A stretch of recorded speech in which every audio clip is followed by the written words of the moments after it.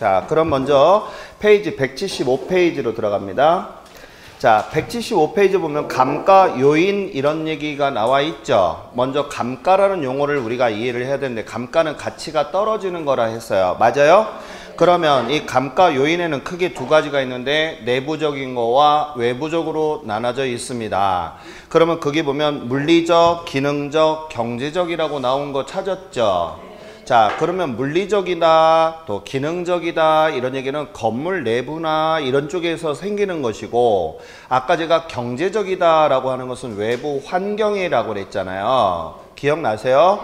다시 경제적 감가는 뭐라고 그랬어? 외부 환경이라고 했잖아. 그래서 이것을 외부적 감가 요인이다 이런 얘기입니다. 그러면 거기에서 아까 제가 물리적이라고 하는 것은 시간이 경과되면서 노후화되는 것은 물리적이다 이런 얘기잖아요.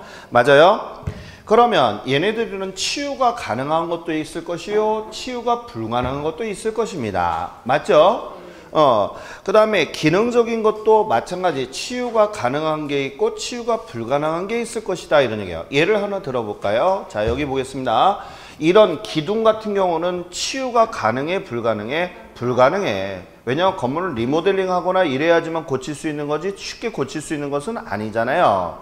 하지만 우리 건물의 입구가 조금해. 그러면 이런 것들은 치유가 가능하지? 늘릴 수 있으니까. 그래서 치유 가능한 거와 치유 불가능한 걸로 나누지만 거기에서 시험에 나올 수 있는 것은 경제적 감가에 치유가 불가능하다라고 나온 거 있지? 거기 보면 치유가 불가능한 감가만 있다라고 표에 박스표 나온 거 보이십니까? 거기다가 별표 쳐놓고 밑줄.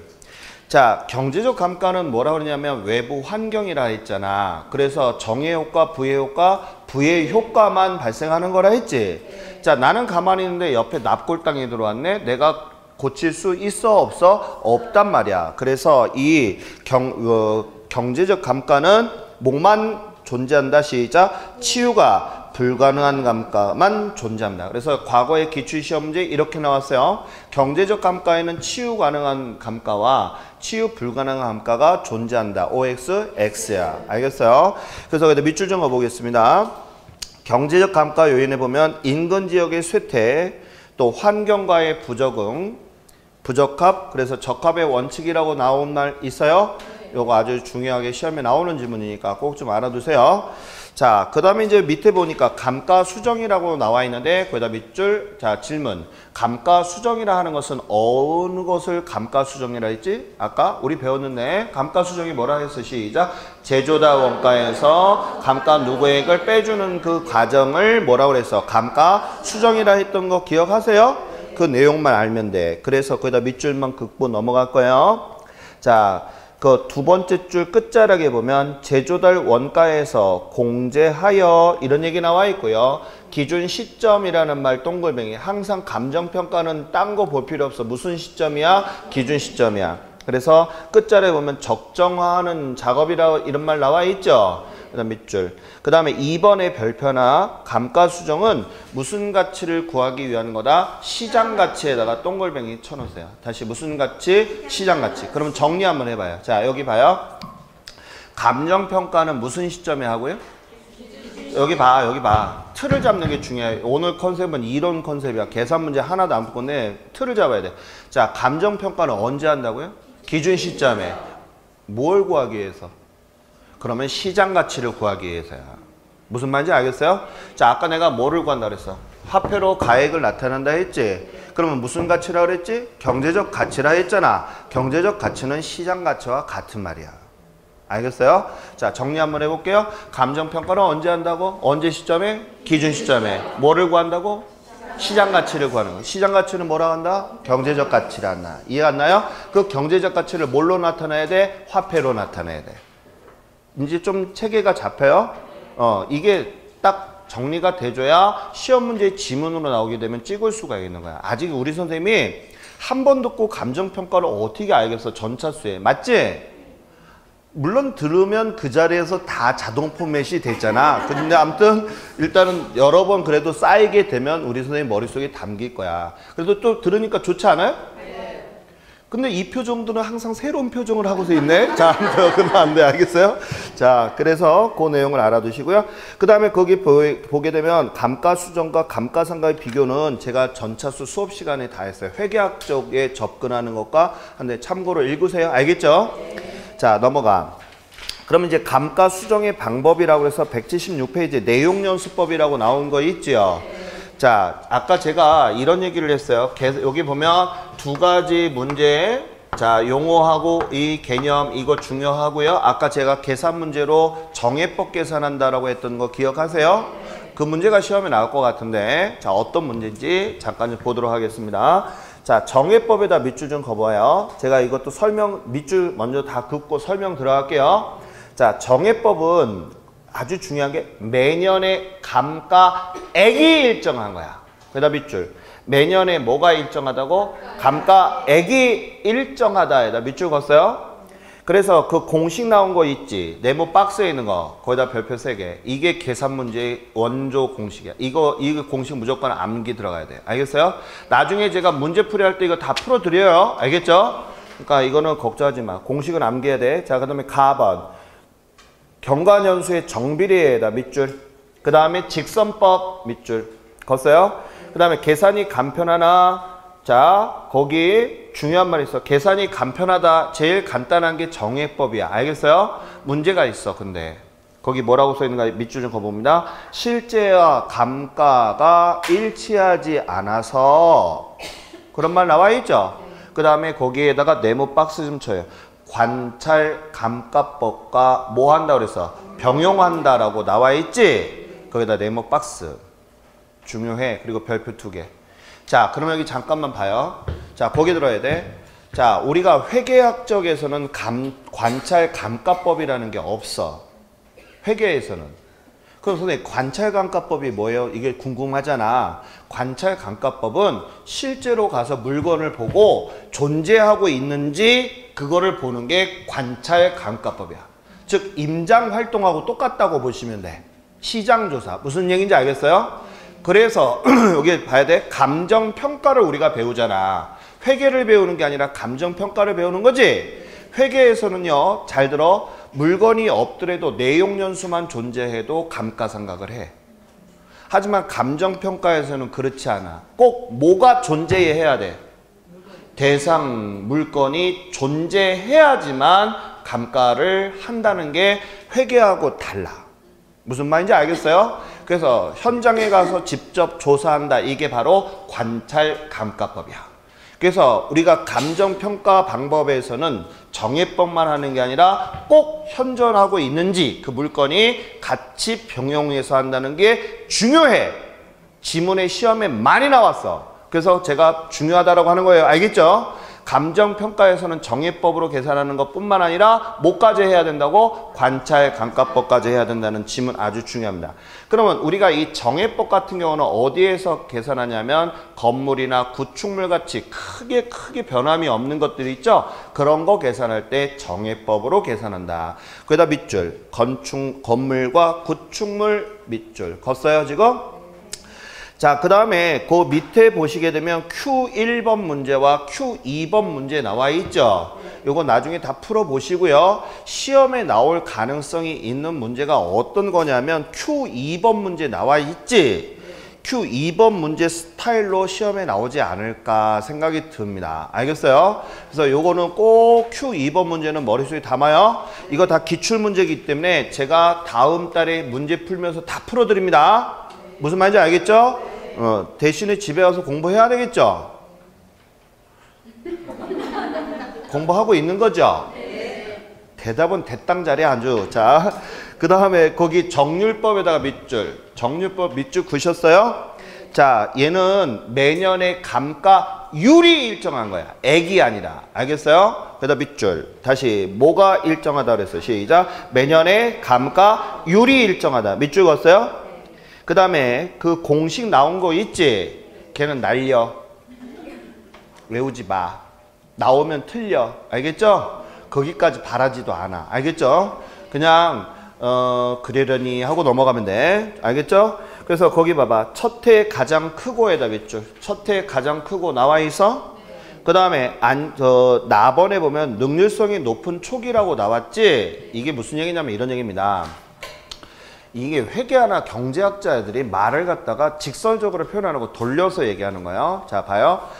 이런 것 정률법은 어느 거에 대해서 하냐면 기계, 첨단 장비, 알겠어요? 이런 것 등을 우리가 정률법으로 감가해요.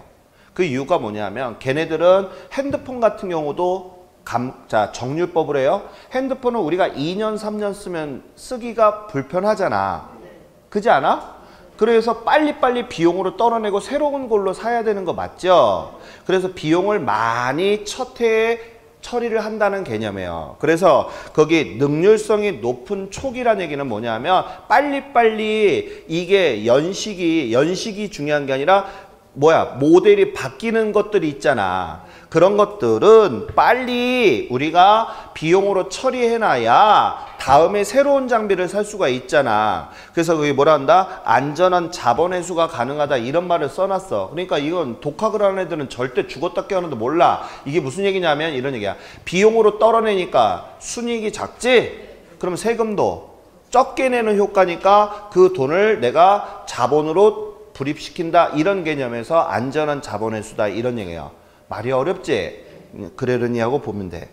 그 다음에 거기다 밑줄 수익용 임대용 부동산 기계 설비 빌딩 기계 기구 거의 다 첨단 장비 그 컴퓨터 그 다음에 핸드폰 이런 첨단 장비 있죠. 그 다음에 프로그램 같은 경우가 전부 다 정률법으로 감가를 합니다. 그 다음에 상환기금법이라고 나온 거 있지. 그래서 상환기금법은 거기다 밑줄 좀 가볼게요. 감가, 누계액, 상당액가 그에 대한 거기다가 복리계산의 이자라고 나온 말이 있어요. 거기다 네모 박스하고 별표 2개. 그래서 앞으로 복리이자 나오면 상환기금법이야. 알겠어요? 자, 그러면 이자 상당을 포함한다 밑줄 그시고요. 거기다 밑줄 매년의 감가액은 일정이라는 말 나와 있고요. 끝자락에 보면 정해법과 동일하다는 말 나와 있지. 거기다 밑줄. 그 다음에 나번의 별표 2개. 축적 이자만큼 매년 감가액이 정해법의 감가액보다 적다에다가 동글뱅이. 정해법보다 작다 해서 찾았어요 지금? 자, 별표 2개 치라 했어요? 넘어가게 되면 자 거기 뭐가 나와 있냐면 정해법, 정률법, 상환기금법에 비교해가지고 1번, 2번 부등호 나와 있는 표시 나와 있죠? 요거 내가 설명을 할 거고요. 그 다음 밑에 그림 나온 거 있지? 그림 나온 거 보면 자, 첫 번째 그림은 정해법이 제일 작게 나와. 제가 좀 설명할 거예요. 자, 그 다음에 제일 작게 나오는 게 아니다. 거기 보게 되면 그림이 정해법하고 상환기금법 보니까 차이가 나 있지. 그 이자 상당액이라고 써 있는 거 있어요? 그 이자 상당액이 복리이자만큼 차이가 난다는 얘기입니다. 질문, 정해법과 상환기금법 중에서 누가 감가액이 커요? 정해법이 더 크게 나타나 있지? 그 다음에가 뭐야? 상환기금법. 그러면 정률법은 맨 위에서부터 이렇게 미끄럼 타고 내려왔지? 그럼 감가액 중에서 누가 제일 커? 정률법. 그 다음에가 정해법. 그 다음에가 상환기금법. 무슨 말인지 아시겠어요? 그런 식으로 되어 있고요. 옆에 그림도 똑같이 나와 있는데 적산가액과 누계액이라고 나와 있지. 자, 요거 설명 좀 들어갈게요. 자, 여기 우리 이제 요거 제가 지울게요. 이거. 자, 원가법. 자, 시험 문제가 나오게 되면 이 감가액에 대한 비교 방식이 시험에 나올 수도 있어요. 감가 방식. 왜냐하면 얘가 나올 때가 됐는데 아직 안 나오거든요. 자, 그럼 먼저 정해법서부터 또 정해법, 그 다음에 또 두 번째는 정률법, 그 다음에 세 번째는 뭐라고 그래서 상환기금법 이렇게 나와 있지. 자, 이거에 대해서 우리 머릿속에 좀 담아 드릴게요. 알겠죠? 자, 이제 펜 놓으시고 여기 봐요. 정액이라고 그랬잖아. 그래서 얘는 감가액이 항상 뭐 하다 그래서 일정한 방식이야. 그 다음에 정률법은 감가율이 일정한 거야. 알겠어요? 꼭 구별하실 수 있어야 되고요. 그 다음에 상환기금법은 정해법과 동일하지만 여기에다가 뭐가 들어가 있냐면 바로 복리이자 방식이 추가가 들어갔다 이겁니다. 이게 중요한 말이야. 그래서 용어 중에서 이 말들이 머릿속에 있어야 되고요. 정해법은 어디에서 쓴다 그랬어요? 건물과 어디에서 구축물 같은 경우에 많이 쓰는 거라 했고요. 그 다음에 정률법은 기계장치나 또는 첨단 장비 뭐 거의 다 정률법으로 쓴다고 보시면 돼요. 비품 뭐 이런 것들. 그 다음에 상환기금법은 어디에다가 많이 쓰냐면 광산에서 많이 써요. 이 광산 같은 경우는 어때요? 너무 임야 같은 데인데 이거를 한꺼번에 사기가 쉽지 않거든요. 그래서 은행에서 뭐를 해? 대출을 끼고 사죠. 맞아요? 하기 때문에 보통 이 복리이자를 계산하는 방식의 상환기금법을 보통 많이 씁니다. 그럼 우리가 이제 계산을 하게 되면 정해법은 이렇게 생겨서 나와요. 자, 첫 해의 감가액이 자, 감가액이 100원이 나왔다면 그 다음에도 얼마? 100원. 그 다음에도 얼마? 100원. 그래서 이런 식으로 똑같이 나오는 형태가 우리는 무슨 법이라 한다? 정해법. 그 다음에 정률법은 우리가 다른 말로 뭐라고 하냐면요. 체감법이라고도 해요. 체감이라는 얘기는 점점 가면 갈수록 줄어든다 이렇게 해서 초기에 비용을 많이 떨어내요.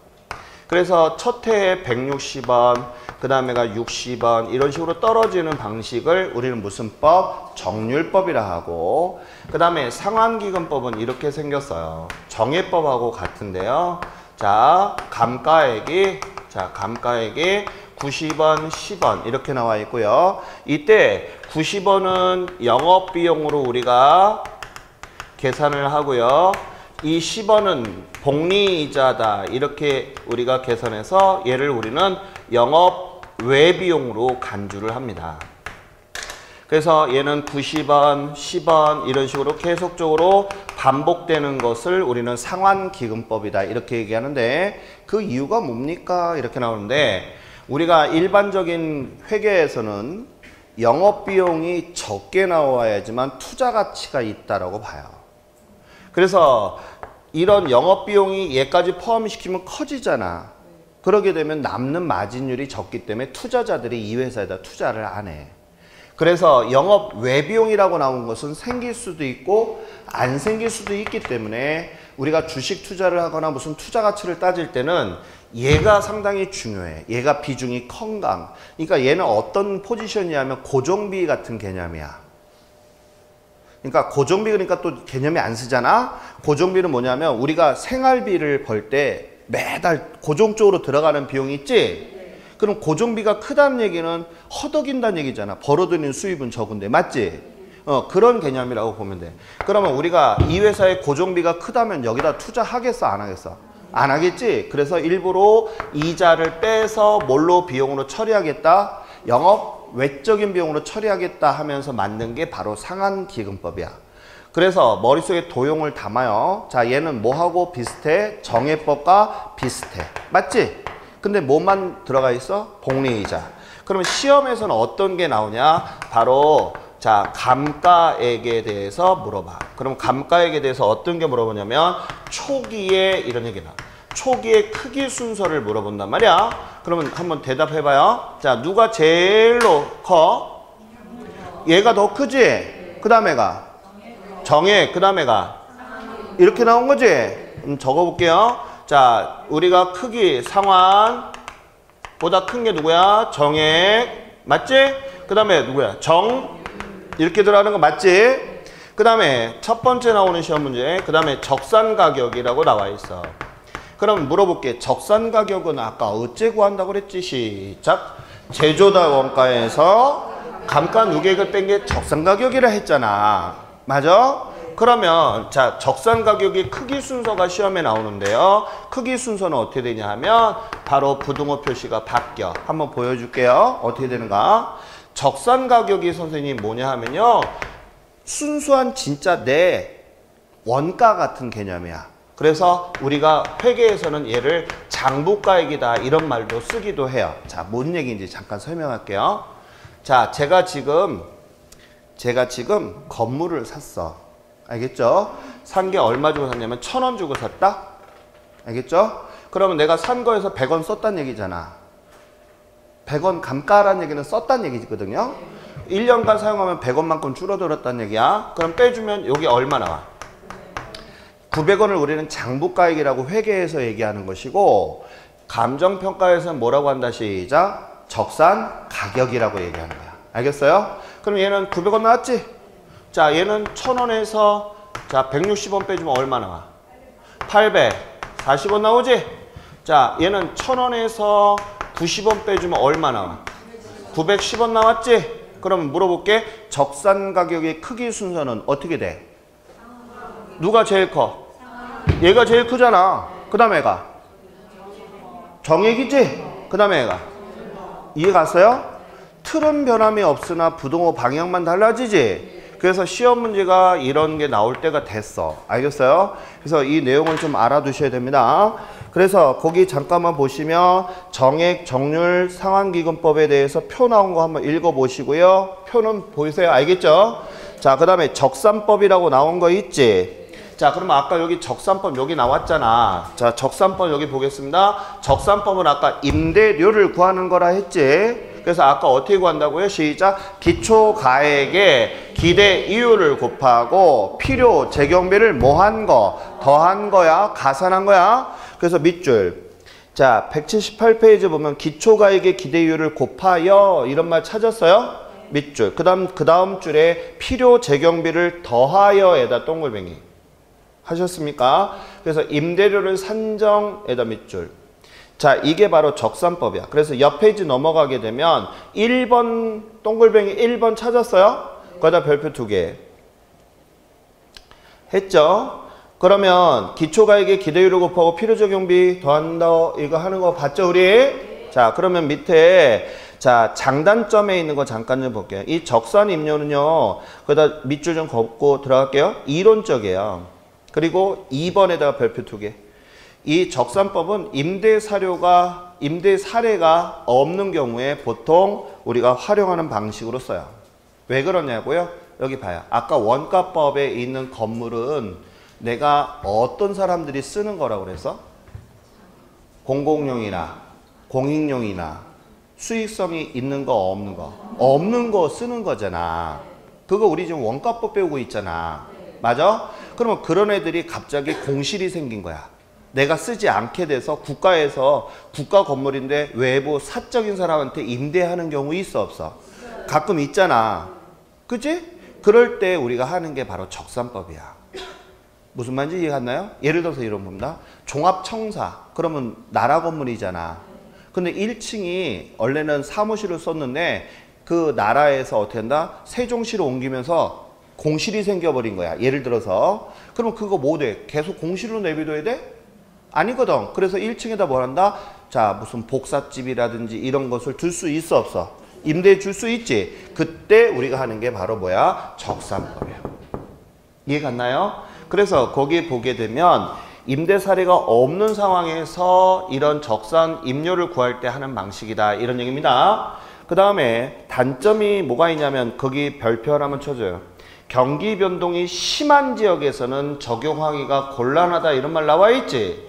또 수익을 목적으로 할 때는 활용하지 못한다 그랬지. 아까 내가 원가법 자체가 수익이 있는 부동산이야 수익이 없는 부동산이야? 없는 부동산이었잖아.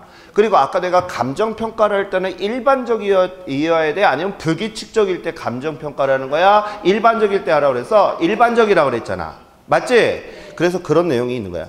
그러면 이런 말들을 보더라도 당연하다 이렇게 인식할 수 있잖아.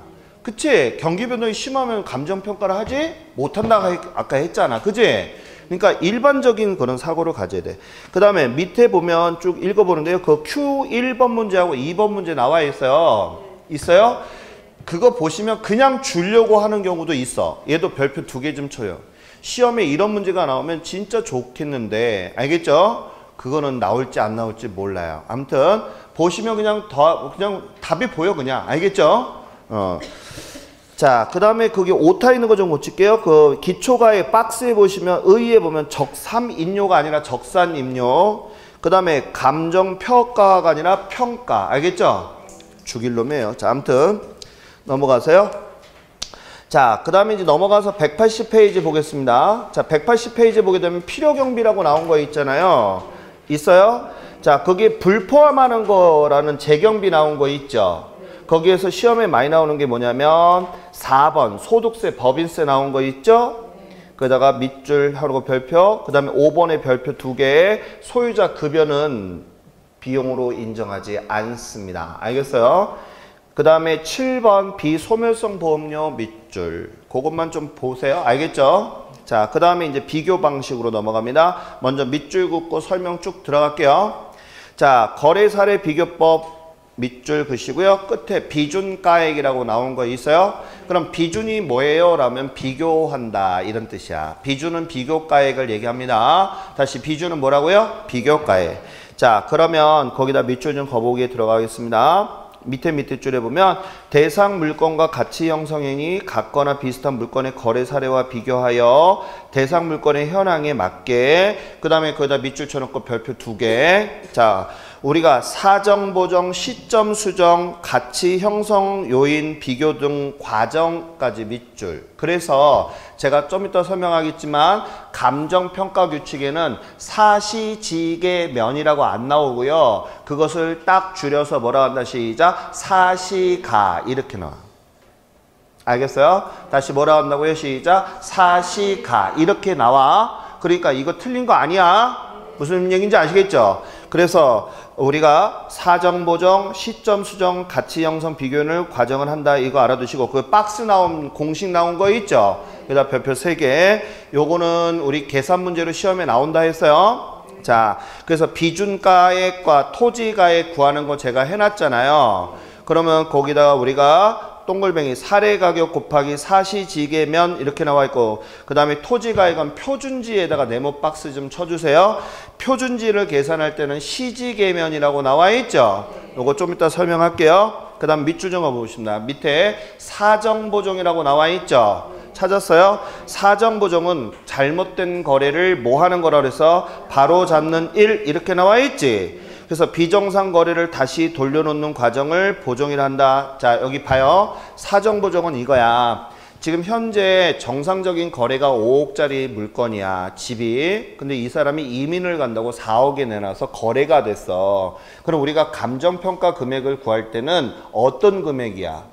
5억이야, 4억이야. 5억이 기준이야. 내가 아까 그랬잖아. 감정평가는 항상 일반적인 금액이 감정평가를 하는 거야. 그러면 지금 현재가 4억으로 거래가 되니까 사례 비교를 하면 4억으로 계산하면 될까 안 될까? 안 되겠지? 얼마로 다시 돌려놔야 돼? 5억으로 돌려놓는 이 과정을 우리는 사정보정이라고 해.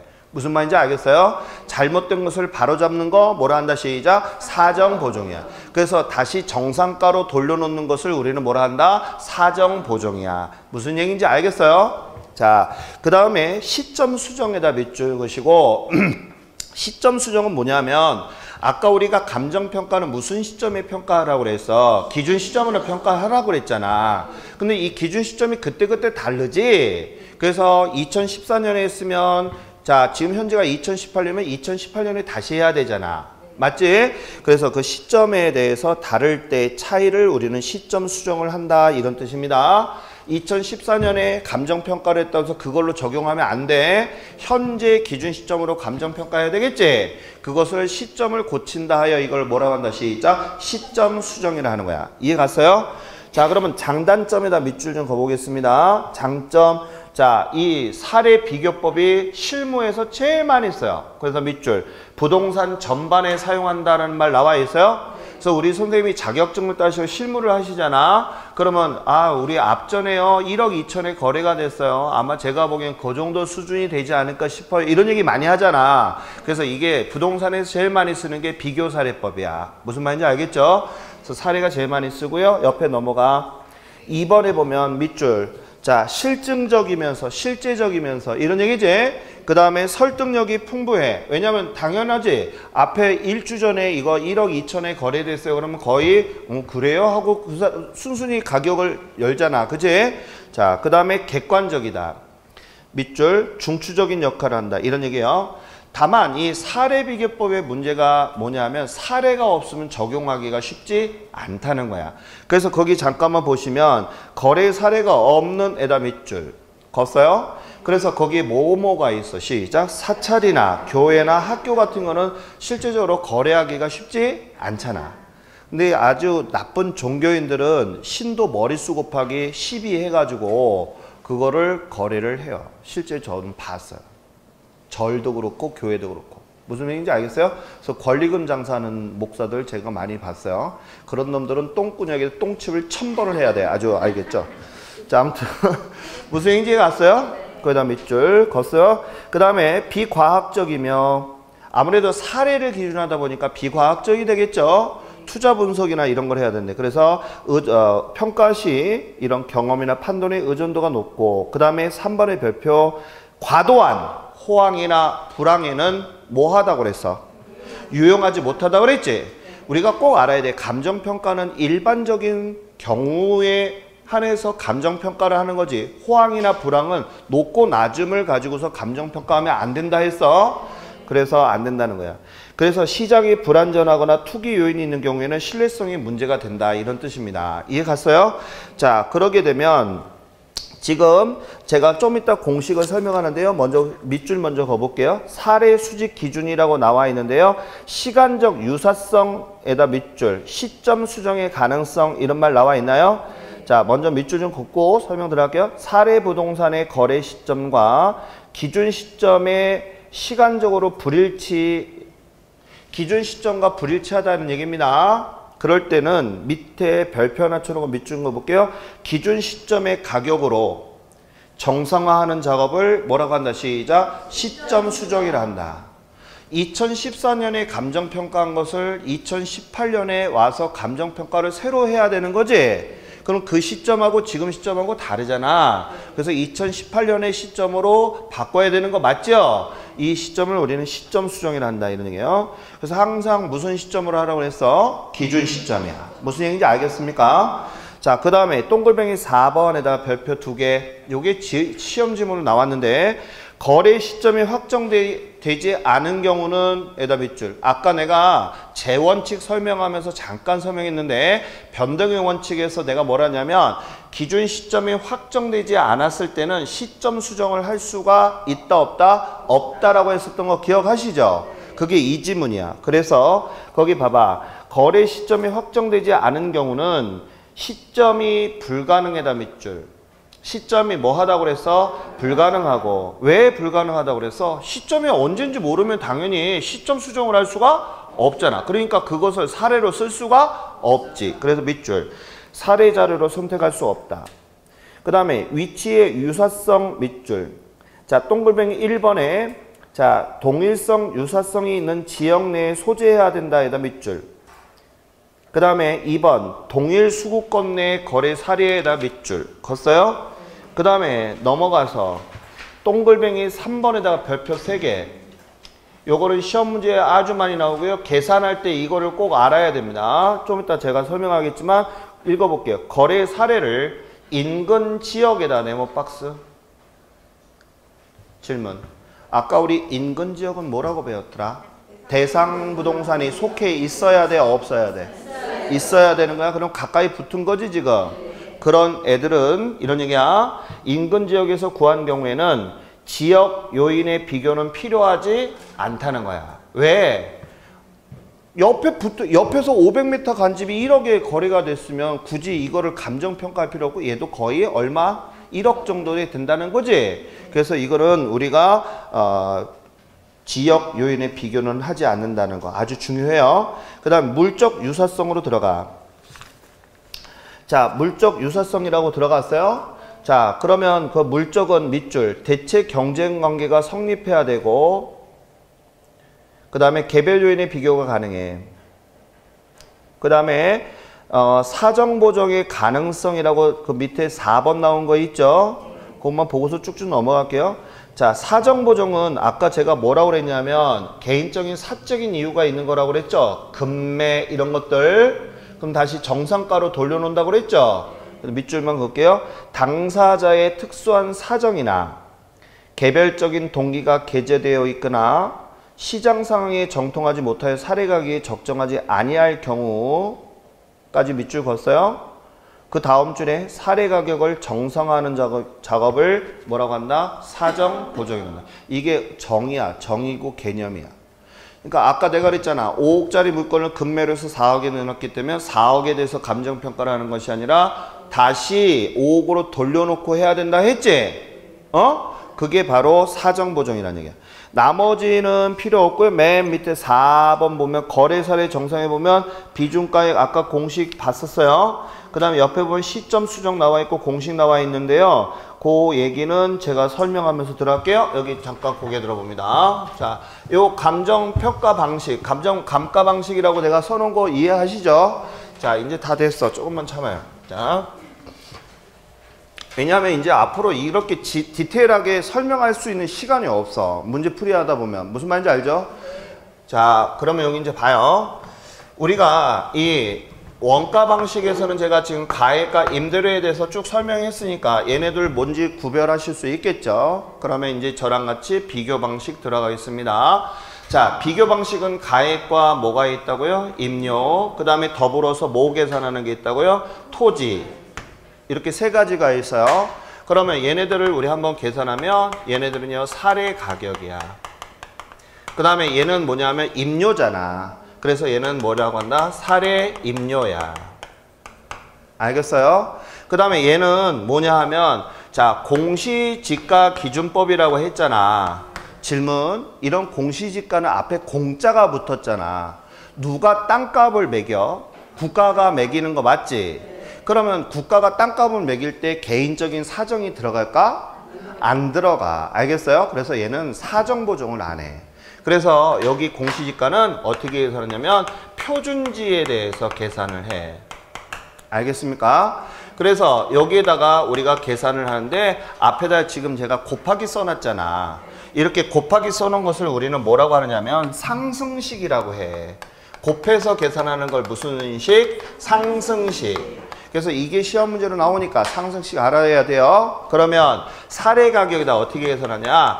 자, 사, 시, 지, 개, 면 이렇게 계산하는 거야. 알겠어요?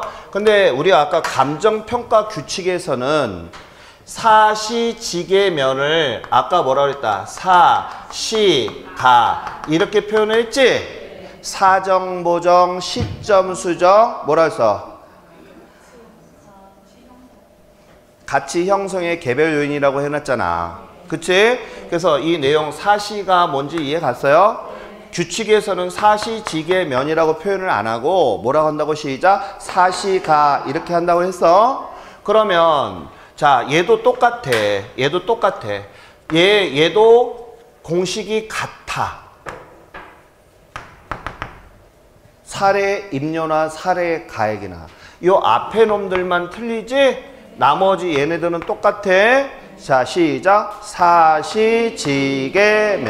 그럼 먼저 사라고 하는 것은 사정보정을 얘기하는 거야. 그러면 사정보정은 아까 제가 뭐라 하냐면 개인적인 사유로 급매를 내놨어. 5억짜리를 4억에 내놨단 말이야. 그러면 아까 감정평가는 얼마로 다시 돌려놓고 감정평가하라고 그래서 5억으로. 그러면 1억만큼은 싸게 팔린 걸 다시 되돌린다고 그랬지? 그것을 무슨 보정이라 한다? 시작. 사정보정이라고 해. 알겠어요? 그 다음에 시는 시점 수정이야. 시점 수정은 아까 2014년에 감정평가한 것을 18년에 그대로 쓸 수가 없잖아. 맞지? 시점을 고친다는 게 바로 뭐다? 시작. 시점 수정이야. 그 다음에 지는 지역 요인이야. 알겠어요? 지역 요인에 대한 개별 분석이야. 그 다음에 개는 뭐야? 개별 분석이야. 물어볼게. 자, 우리 아까 첫 시간에 뭐라냐면 일지계 했던 거 기억나? 누구 먼저 한다? 일반적, 그 다음에가 지역적, 그 다음에가 개별적. 맞아? 그래서 공식에서도 누구 먼저 하는 거야? 지역 요인, 그 다음에 무슨 요인? 개별 요인을 하는 거야. 알겠어요? 그 다음에 면적이라고 나온 거야, 이거. 그런데 보통이 우리가 이 실제적으로 감정평가할 때는 시정, 자, 사정, 시점, 지역 이렇게 나와 있지. 근데 아까 사시가라고 했잖아.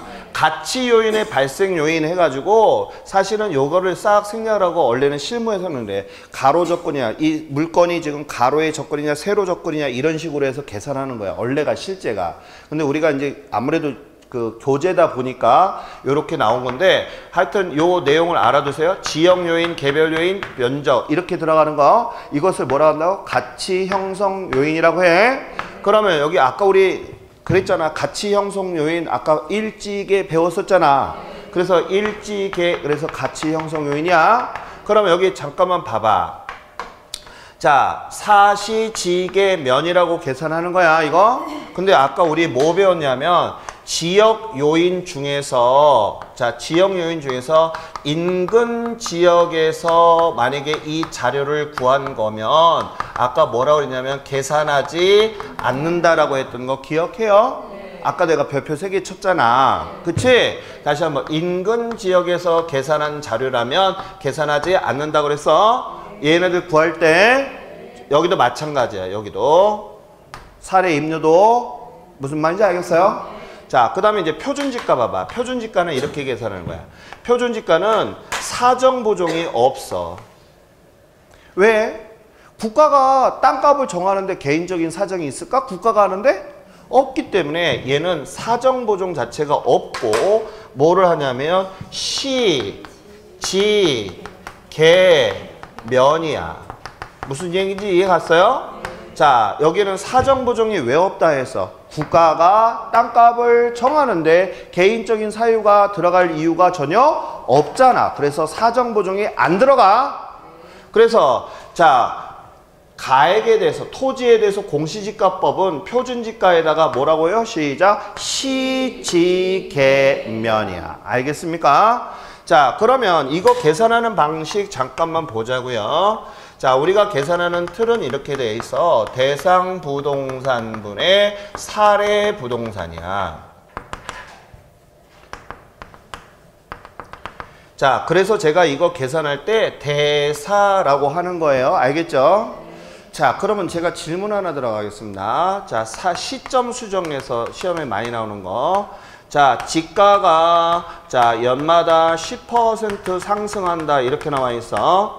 상승하였다 이렇게 들어가는 것은 거래가 됐다는 거야? 아니면 일반적으로 그냥 올라간다는 거야? 일반적으로 올라간다는 얘기지? 그럼 여기 사례부동산이라고 하는 것은 실제로 거래가 됐을 때가 사례야. 무슨 얘기인지 알겠어요? 그리고 이 대상부동산은 대상부동산이 변해갈 때는 여기다 집어넣는 거야. 그럼 물어볼게. 지가가 연 10% 상승했다는 얘기는 거래가 됐다는 거야? 안 됐다는 거야? 안 된 건데 일단 올라가고 있는 거지. 그러면 우리가 이거 계산할 때는 이렇게 하는 거야. 여기다가 100, 100 이렇게 먼저 적어놓고 들어가는 거야. 그러면 여기 물어볼게. 지가가 10% 상승했다고 그랬잖아. 그럼 어디에다가 더해줘야 돼? 여기다가 더해주면 돼. 알겠어요? 응? 사례는 말 그대로 거래가 되었을 때 사례다 하는 거야. 그럼 질문. 갑은 을에게 20% 할인하여 자 부동산 물건을 매도하였다면 알겠어요? 이건 실제 사례지? 사례지? 그럼 이건 20% 싸게 했잖아. 그럼 어디에다가 플러스와 마이너스를 해줘야 돼? 사례에다가 몇 퍼센트? 그럼 여기다 마이너스 20 해주면 돼. 이해 가요 이거? 이 개념에서 계산한다는 거 알아두세요. 자, 다시 한번요. 대상 부동산, 사례 부동산에서 대사 했던 거 기억나셔야 됩니다. 나중에 저랑 문제 풀 때 까먹으면 안 돼. 자, 시작. 대사, 대사. 까먹지 마요. 자, 그러게 되면 이렇게 해서 우리가 페이지 184페이지하고 185페이지 보면 공시지가 기준법까지 나온 거 보셨죠, 지금? 자, 그러면 거기 밑에 보면 Q-1번 문제 나온 거 있어요? 185페이지 Q-1번 문제 나왔지? 여기다 별표 3개. 이게 비교 방식에 제가 나온다는 계산 문제야. 그래서 이 유형의 계산 문제가 나오거나 이런 얘기입니다. 알겠죠? 자, 거기다 별표 3개 쳐놓고 꼭 보시고요. 이거 전에 제가 전차수의 시험 수업 시간에 풀어 다 줬던 거예요. 알겠죠? 넘어가. 수입 방식에 들어갑니다. 이거 시간이 제가 조금 했는데 조금만 더 할게요. 자, 수입 방식에다 밑줄만 긋게요. 수익 환원법에다 밑줄. 다 했어. 아까 했던 내용이야. 장래에다 동글뱅이. 장래는 뭐라 했지? 미래. 그 다음에 장래에다가 동글뱅이 했어요? 그 다음 밑줄. 자, 미래 현금흐름을 환원하거나 할인하여 찾았죠? 그 다음에 거기다 써놔. 현재가, 그 다음 줄에 보면 현재가치라는 말 나와 있어요? 거기다 네모 박스. 아까 제가 수익 환원법은 뭐라고 그랬어? 미래에서 현재를 구하는, 현재 가치를 구하는 방법이라고 그랬지? 그게 중요한 말이야. 그래서 거기 보면 직접 환원법이니 할인현금 수지 분석법이니 나온 말 있어요? 그냥 참고만 제목만 알고요. 공식은 외우지 마. 알겠어요? 자, 그 다음에 밑에 환원 이율이라고 나온 거 있지? 얘는 별표 좀 쳐줘요. 별표 2개. 자, 거기다 동글뱅이 1번 읽어보겠습니다. 환원 이율은 순수익을 자본 환원하는 이율로 자본 환원율이라고 소득의 가치를 환원시키는 비율이다. 이런 얘기가 나와 있어요. 이 말은 뭐냐 하면 이런 얘기입니다. 소득이 생기면 내 돈이 되는 거 맞지? 내가 장사를 10억 가지고 했어. 예를 들어서 부동산업을. 근데 장사를 잘해서 3억을 벌었다? 그럼 나는 지금 얼마를 갖고 있다는 얘기야? 13억을 갖고 있다는 얘기잖아. 제가 무슨 얘기인지 알겠어요? 10억을 갖고 있는데 3억 벌었대. 그럼 얼마가 있어? 내 주머니에. 그게 자본이야. 그렇게 해서 소득을 가지고서 자본으로 돌려놨다 이런 얘기야. 그게 바로 자본 환원율이다 이런 뜻이야. 이해가 가요 지금? 오케이. 그것을 계산하는 공식이 나오는데요. 187페이지 보면은 환원 이율이라고 나온 공식 찾았지? 거기 보면 어떻게 되냐면 대부동산 가격이 아니라 죄송해요. 대상 부동산 가격이야. 대상 부동산 가격분의 순수익. 그 끝줄에 나와 있는 공식에다가 동글뱅이 쳐놓고 별표 3개 좀 쳐놔요. 그럼 부동산 가격분의 순영업소득이라고 나와 있지? 거기에다가 별표 3개 치라 했지? 왜 3개 쳤을까? 시험에 자주 나오는 문제야. 그러면 우리가 순영업소득이라고 나오는 거 어디서 많이 들었다 그지? 어디에서? 가공기, 유영순, 부세, 영세 했던 거 기억나? 그러면 여기 환원이율 나오는 게 아까 내가 그랬잖아. 비교 방식 아니면 환원이율 둘 중에 하나 분명히 계산 문제로 나왔던 거 기억나? 아까 1교시 때 적었잖아. 그래서 여기에서 맨 밑에 봐봐. 거기에 보면 뭐 환원이율의 종류니 이런 거 다 볼 필요 없어. 알겠어요? 시험에도 안 나와. 그러면 밑에 보면 Q-1번 문제 나와 있지? 거기다 별표 3개 좀 쳐요. 요런 유형의 문제가 나올 가능성이 있는데 자, 그럼 봐봐. 환원 이율을 계산하라고 18회 때 나왔잖아. 자, 그러면 먼저 봐봐. 총 투자액이라고 2억 나와 있죠? 자, 총 투자액이 바로 수익가격, 대상 부동산의 가격이야. 그래서 아까 내가 환원 이율은 부동산 가격분의 순영업소득이 환원 이율이라고 아까 우리 공식 봤었잖아요. 그러면 2억분의 순영업소득을 구해야 되잖아. 그럼 순영업소득을 아까 어째 구한다고 그랬어? 시작. 가공기, 유영순까지 구해야지만 순영업소득이 나오잖아. 그럼 가능 총소득이라고 하는 것은 우리가 임대수익 계산하는 거 알지? 그래서 거기 보게 되면 그런 말이 나온 거야. 가능 총소득 나와 있고요. 공실 나와 있고 경비 나와 있고. 이 무슨 얘기인지 가잖아. 그거 뺐을 때 순영업소득이 1200만 원 나와 있죠? 풀이과정 보세요 지금. 그래서 2억분의 1200만 원이 몇 퍼센트의 자본율로 돌렸느냐 봤을 때 6%라고 나왔지? 그러니까 이 말이 뭐냐면 2억을 투자해서 6% 벌었다는 거야. 무슨 말인지 알겠어요? 다시 2억 투자해서 얼마 벌었다고? 6% 내 돈이 늘어났다. 이게 바로 환원이율이야. 그래서 이런 문제가 시험에 나올 가능성이 있다. 넘어가요. 넘어가서 보면 환원이율을 구하는 방식 뭐 여러 가지 나와 있는데 그런 거 그냥 읽어만 보시고요. 자, 그 옆 페이지 189페이지 잠깐 좀 볼게요. 이제 다 됐어. 자, 189페이지 보면 에루드법에다가 밑줄 좀 그어주시고 에루드에다 밑줄 좀 그어보면서 들어갈게요. 지분 투자자 입장에서 에다 밑줄. 그 다음에 부동산 보유기간 동안 예상되는 현금 수입, 보유기간의 부동산 가치의 상승 또는 하락분, 보유기간 동안의 지분 형성분들을 토대로 자본 환원율을 구한다. 이렇게 나와 있죠. 이 말은 뭐냐 하면 이런 얘기야. 내가 보유하는 자산이 올라갔니 내려갔니 이것을 따져보자는 게 에루드법이야. 쉽게. 알겠어요? 그 다음에 부채 감당법에다 밑줄. 이거는 이미 우리 당연히 배웠어. 금융론에서 내가 대출을 받기 전에 은행에서 얘가 부채를 감당할 수 있는가 없는가를 따져보겠다는 거야. 그래서 내가 뭘 하냐면 은행에서 뭐라 했다? 감당률이 몇 이상이 돼야 된다? 1 이상이 될 때 대출 승인해 준다라고 했던 거 기억나요? 그게 부채감당법이야. 우리 다 배웠던 거요. 자, 그 다음에 그 정도만 알면 넘어가. 자, 그 다음에 자 191페이지로 넘어가서 수익환원법의 장단점이라고 나온 거 있죠? 거기 장점. 자, 아까 수익환원법은 무슨 부동산? 우리가 수익 방식은 수익이 있어야 된다 했잖아. 그래서 거기다 밑줄. 임대용 부동산, 기업용 부동산, 수익성 부동산의 유용한 방법이다. 이게 가장 중요한 게 바로 수익 방식이야. 자, 그 다음에 거기 볼게요. 나머지 뭐 단점은 읽어만 보세요. 그래서 적용 대상에 보면 임대용 부동산 나와 있어요. 임대용 부동산은 수익이 있는 거. 그죠? 그래서 수익성 부동산, 임대용 부동산에 대한 밑줄 걷습니까? 자, 그 다음에 192페이지로 넘어가. 자, 감정평가의 순서 차트가 나와 있죠. 근데 이거 다 외우지 마세요. 이거 뭐 다 어떻게 외우지 못해. 맞지? 그러면 여기서 시험 문제가 뭐가 나오는가 잠깐만 하고 넘어갈게요. 감정평가 규칙에 제시되지 않은 내용이 뭐가 있냐면 평가 의뢰야. 거기 맨 위에 보면 평가 의뢰라는 거 나와 있지? 거기다가 뭐라고 썼냐면 감정평가 규칙에 없는 내용이다 이렇게 좀 적어놔. 나중에 부록 좀 꼭 좀 읽어주셔야 됩니다. 제가 부록 2개 담아놓은 거 알고 계시죠? 가격 공시하고 알겠습니까? 그 감정평가 규칙 둘 다 담아놨어요. 그래서 거기 보면 여기 차트에서는 평가 의뢰 접수는 평가 규칙에 없어요. 알겠죠? 감정평가 규칙에 없는 것은 해가지고 보면 의뢰에 접수하는 거 없어. 알겠죠? 그것만 알고 넘어가고요. 그 다음에 아까 제가 물건별 감정평가 방법은 쪼매 건국이하고 토비아 동과자 인부광원을 했지? 한번 읽어보세요. 마지막입니다. 195페이지.